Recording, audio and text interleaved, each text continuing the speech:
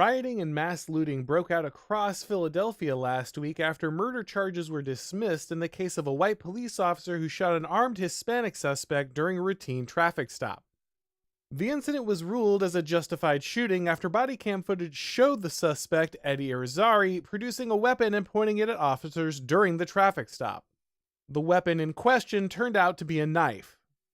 A swarm of criminals used the dismissal as a pretext to smash and loot Apple, Foot Locker, and Lululemon stores along with many other businesses during the 2 nights of unrest.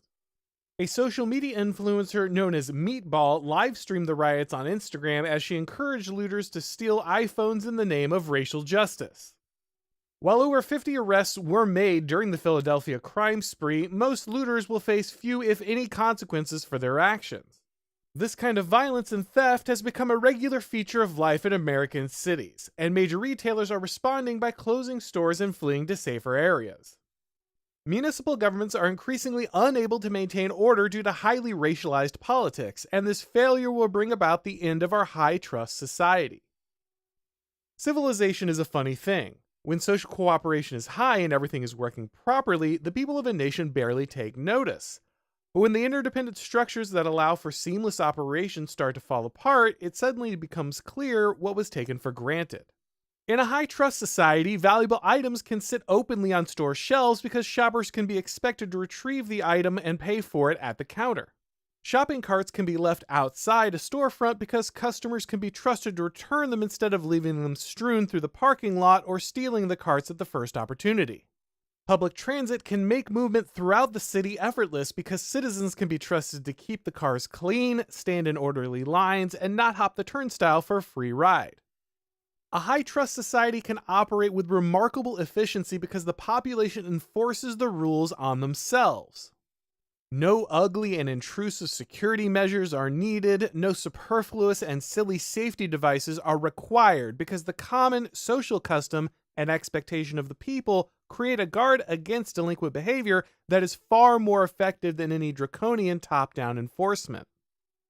When the social norms that allow for day-to-day cooperation break down, life becomes inconvenient in little ways at first, but if the slide is not arrested, eventually the entire system falls apart. Stores begin by placing small anti-theft tags on items that are frequently stolen. But as shoplifting escalates, those items are placed in cases that must be manually unlocked by employees. Videos now frequently appear on social media displaying stores in major cities where almost every single item, even inexpensive products like mustard and toothpaste, must be held in a locked case due to the extreme amount of shoplifting. Some grocery stores in San Francisco, where shoplifting has been de facto legalized, have resorted to running large iron chains through the doors of their freezers to stop homeless drug users from emptying them. Of course, none of these cumbersome security features really stop large-scale theft when rioting and looting occur. Vladimir Putin called the US dollar's drop in dominance objective and irreversible during the recent BRICS summit in South Africa, as Brazil, Russia, India, China, and South Africa formally agreed to use local currencies instead of the US dollar. It's the first shoe to fall. As demand for the dollar weakens, the buying power of the dollar weakens, and that's why Birch Gold Group is busier than ever. Investors and savers are looking to harness the power of physical gold held in a tax-sheltered IRA. Text ORIN to 989898 for your free info kit on gold. With thousands of happy customers, an A+ rating with the Better Business Bureau, and countless 5-star reviews, you can count on Birch Gold to help you navigate transitioning an existing IRA or 401k into an IRA in gold. As the US dollar continues to receive pressure from foreign countries, digital currency, and central banks, arm yourself with information on how to protect your savings. Text ORIN to 989898 to claim your free info kit now. The impact on the local population in these areas is obvious.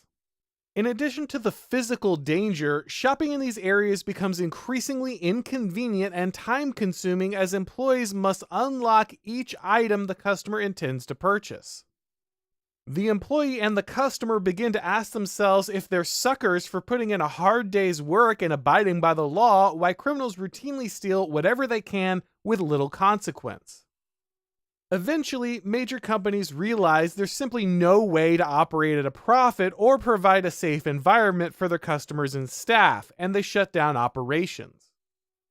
In recent months, CVS, one of the chains hardest hit by the increase in crime, has announced plans to close over 900 stores by 2024 as part of a strategy to curtail losses due to shoplifting.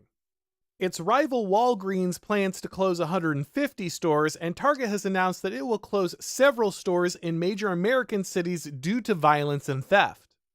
One of the left's favorite talking points is the food deserts created by the flight of major retailers from these dangerous and unprofitable areas. When the major businesses leave, only smaller discount stores filled with junk food, alcohol, and cigarettes are willing to take the risk of servicing the community. Progressives love to blame this phenomenon on racism or capitalist greed, but the truth is that this situation was manufactured through the policies of the very same political actors who complain about the inevitable consequences of their own policies. Crime is a part of the human condition. It will always be with us to some degree, but reliable solutions for reducing its severity are well known. When small violations of the law are allowed to go unpunished, criminals are emboldened, and they escalate their behavior. Average people who would naturally abide by the law see criminals prosper without consequence and realize that it's foolish to follow the rules. Broken windows policing was not some new revolution in law enforcement. It's the rediscovery of one of the most basic truths of human organization. A population will mostly self-regulate if order is the norm, but the more that delinquency is excused or rewarded, the faster things will spiral out of control. At a cookout a few months ago, I heard a story from a local police officer that I have now seen play out over and over again in American cities. The young cop said that after the BLM riots of 2020, the order came down to basically avoid interaction with minority communities at all costs. Even the most routine traffic stop in one of these neighborhoods could escalate unexpectedly, and with the incredible bias of the press and the viral nature of social media, an officer could have his career ended in the blink of an eye. Better to avoid possible lawsuits and violent riots by simply ignoring the call when it came over the radio. Again, law-abiding people in these neighborhoods suffer the direct consequences as they are the most likely victims of these unpoliced crimes, but unfortunately narratives of racial victimhood have reliably proven more powerful than the observable deterioration in these communities. This lack of will to prevent crime is not simply due to racial tensions. Retailers often have a general policy of not stopping or prosecuting shoplifters because the lawsuits and bad press that result if something goes wrong is more costly than the stolen merchandise. In many cases, progressive communities believe that they are actually saving the less fortunate by removing criminal penalties. In San Francisco, shoplifting is not technically legal, but any theft under $950 has been downgraded to a level of misdemeanor so insignificant that it does not automatically trigger a police investigation. This means that drug addicts can walk in, steal just under $1,000 of merchandise to fund their habit, and walk out without worrying about being apprehended. The solution that many corporations have seized on is having an entirely online delivery model to service neighborhoods that have become too dangerous for physical retailers. This sounds promising at first. Shoplifters and looters can't take products off their shelves if there's no shelves, but few have thought this through. If a neighborhood has become so dangerous that a grocery store can't safely operate, then why would delivery trucks full of valuable merchandise be allowed to traverse the same streets unmolested? The problem has not been solved. We're simply creating the 2023 equivalent of Wild West train robberies.